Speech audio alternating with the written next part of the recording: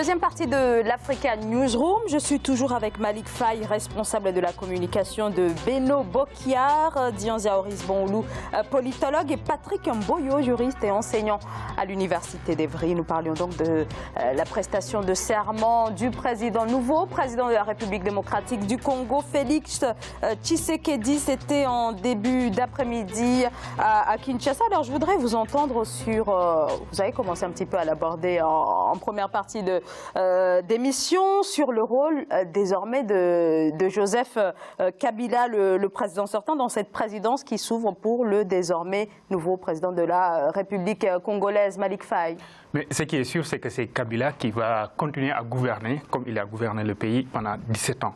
Il va le faire dans l'ombre.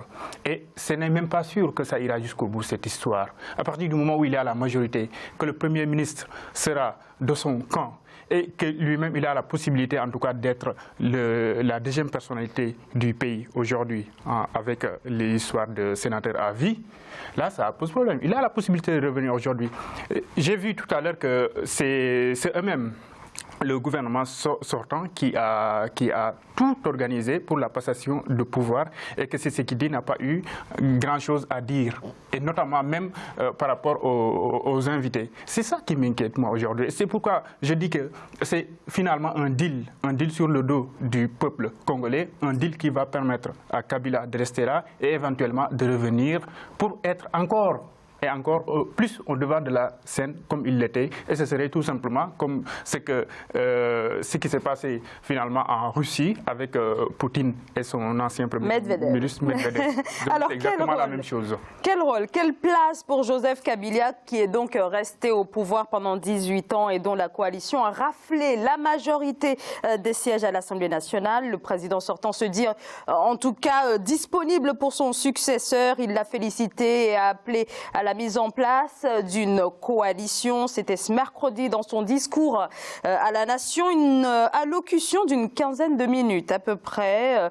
Donc c'était donc ce mercredi, la veille de l'investiture du président Félix Tshisekedi. Je vous propose d'écouter l'ex-président Joseph Kabila, qui s'est d'abord félicité du déroulement du processus électoral. Grâce à votre maturité, les élections se sont déroulées dans le calme, ce dont je vous félicite. Elles ont été intégralement financées, comme je l'avais promis, sur fonds propres du gouvernement de la République. La souveraineté nationale, l'indépendance de notre pays et la dignité de notre peuple n'ont pas de prix. Autant nos pères fondateurs et mes prédécesseurs me les ont légués, autant je les lègue à mon successeur. Il en va de la survie de notre pays et de la vitalité de notre peuple. L'heureux élu, bénéficiaire de cette alternance historique au sommet de l'État, est issu de l'opposition.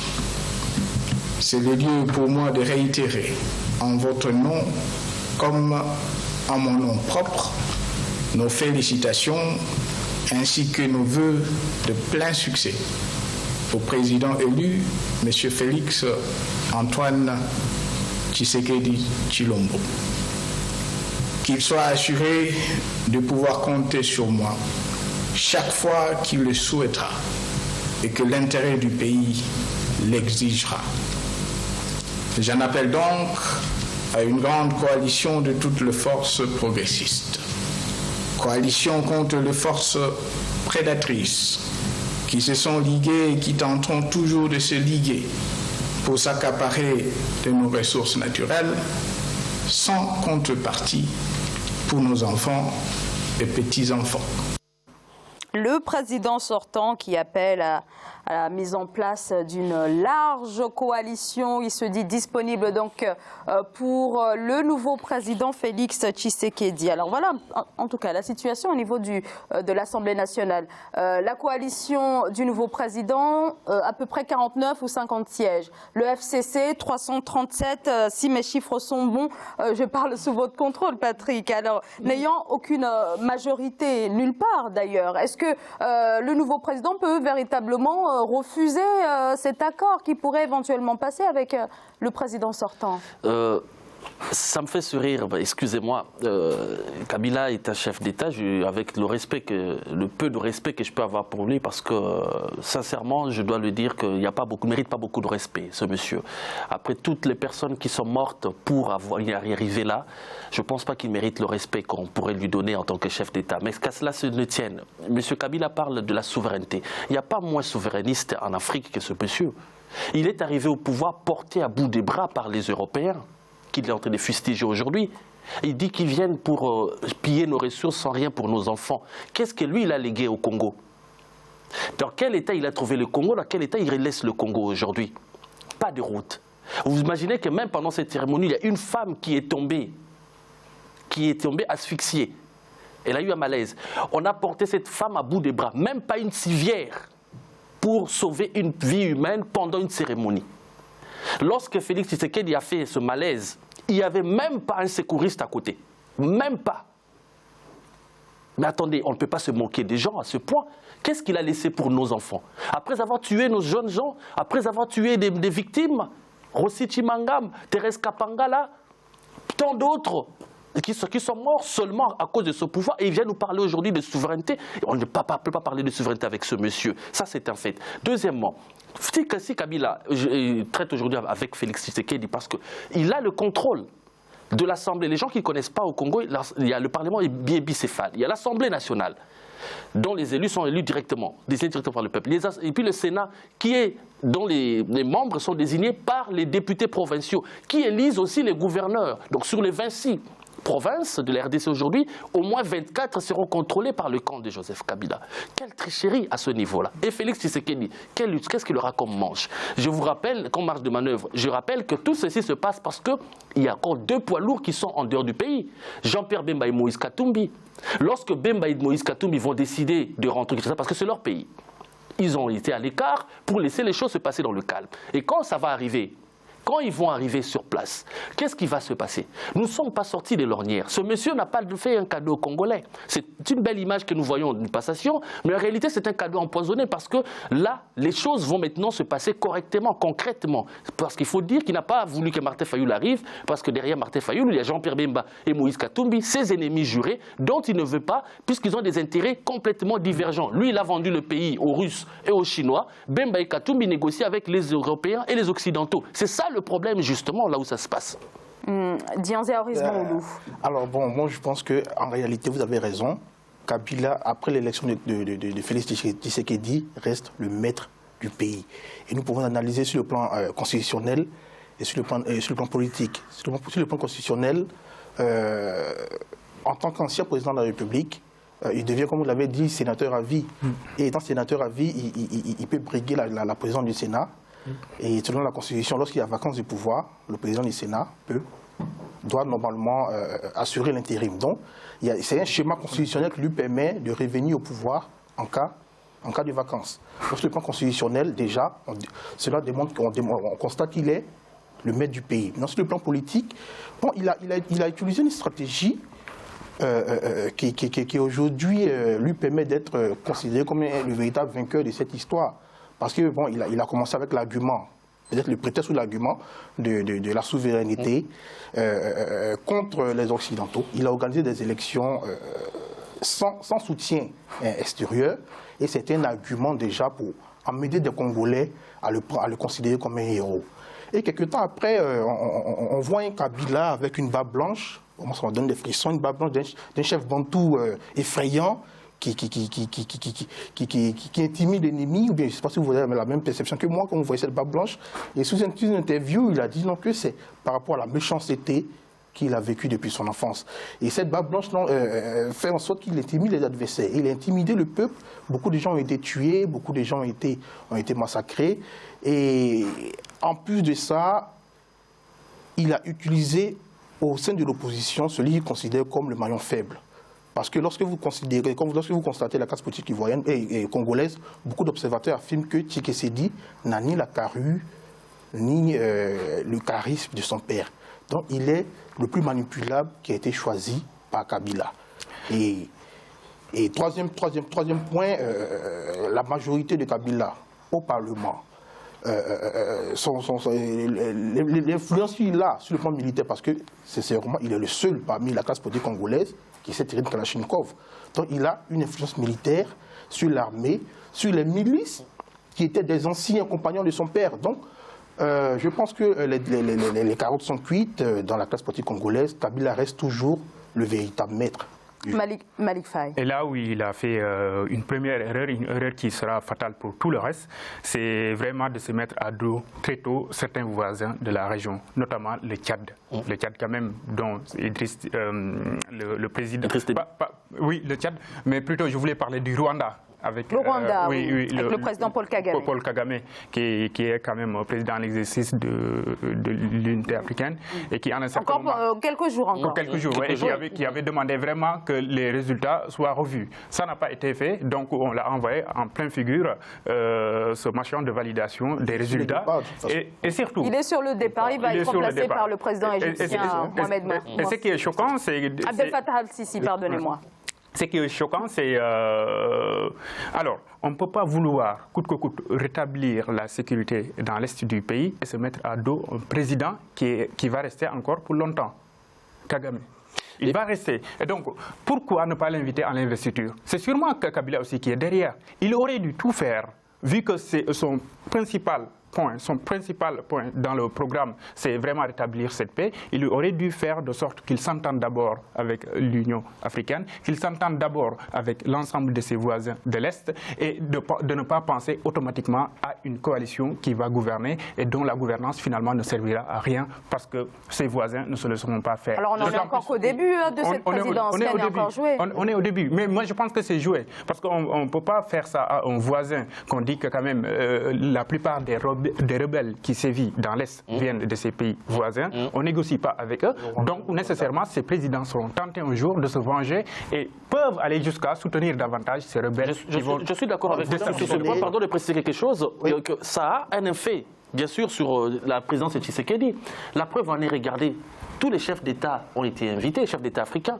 Il n'y en a qu'un seul qui est venu. Un seul. C'est le président Kenyatta du Kenya. Même Denis Sassou Nguesso, notre plus proche voisin. Parce qu'il y a un dicton qui dit, quand Brazzaville tousse, Kinshasa est enrhumé. Quand Kinshasa est enrhumé, c'est Brazzaville qui tousse. Même Sassou Nguesso, notre plus proche voisin, n'a pas fait le déplacement. Il savait, bien sûr, ils le font d'une manière protocolaire parce que les relations sont avant tout d'État à État, entre peuples.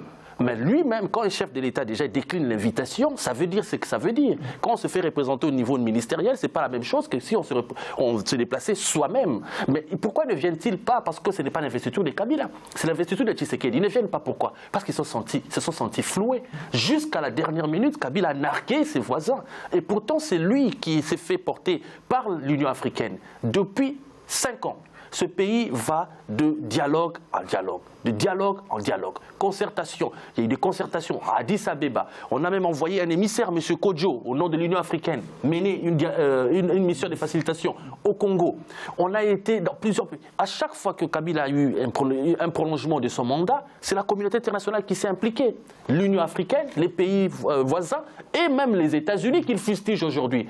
Rappelez-vous, en décembre 2017, Nikki Haley, l'ambassadrice des États-Unis, en personne.